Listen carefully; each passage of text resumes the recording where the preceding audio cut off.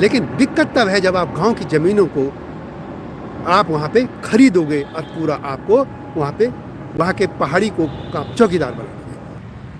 अब मूल निवास से क्या होता है कि यदि कुछ नहीं, छोटी मोटी जो नौकरियाँ होती हैं उसमें मूल निवासी को प्राथमिकता मिलती है।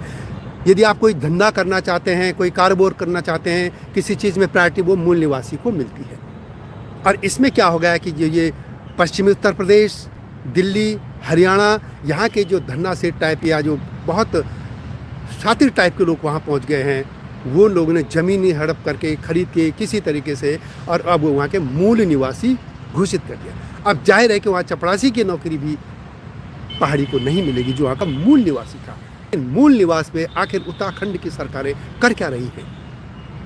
मूल निवास और स्थायी निवास का ना घाल-मिल कर दिया था। ये बड़ा, और ये जो लोग बाहर भी रह रहे हैं ये इसको समझ नहीं रहे हैं, क्योंकि जो उत्तराखंडी समाज है उसको बस कौतिकों से और डांस करने से अलावा कोई फुर्सत ही नहीं है।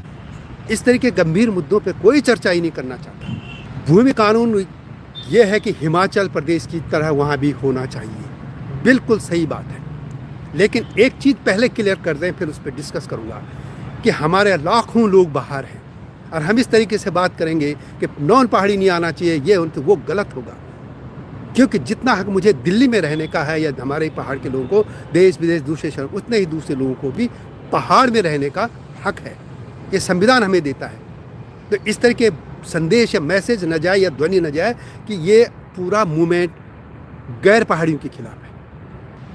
आप फेसबुक पर देखिए, मुझे ताज्जुब हो रहा है कि नैनीताल, अल्मोड़ा, पौड़ी हो या कोई भी डिस्ट्रिक्ट के जहाँ उधर आप टेहरी तक जाइए, लोग वहाँ देख रहे हैं कि प्लॉट खरीदने का पूरा वहाँ पे फेसबुक में दे रहे हैं कि आप प्लॉट खरीदिए, और यही लोग फिर सख्त भूमि कानून की बात करते हैं। तो ये दोगलापन क्यों है? आप अधिकतर देखिए नैनीताल पूरा बिक गया है, लैंसडौन की तरफ देखिए पूरे के पूरे जंगल के जंगल उन्हें बेच दिए। तो ये कौन है? आप एक तरफ कानून की बात करते हैं, दूसरे आप ही के बीच के लोग ऐसा कर रहे हैं। इनको भी तो दंडित किया जाना चाहिए।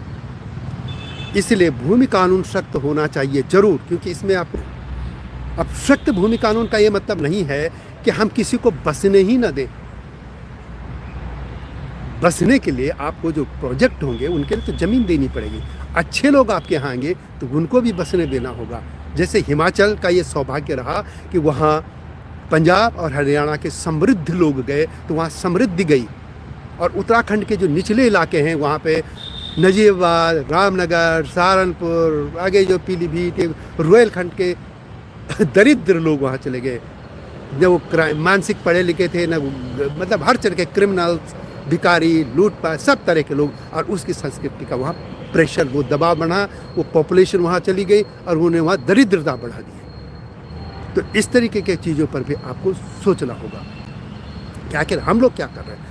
सख्त भूमि कानून बोलने से नहीं होगा, हमारे चरित्र भी तो बदलना होगा। जो एक प्लॉट बेच रहे हैं, क्या किसी ने इस पर उंगली उठाई? तो सीधी सी, और ये ध्वनि नहीं जानी चाहिए कि एंटी पहाड़ी है ये जो मांग है। इसमें यही होना चाहिए कि हाँ, जैसी दिल्ली में यदि गांव के लिए लाल डोरा बनाई गई है तो उत्तराखंड के गांव के लिए भी कोई सीमा तो तय होनी चाहिए।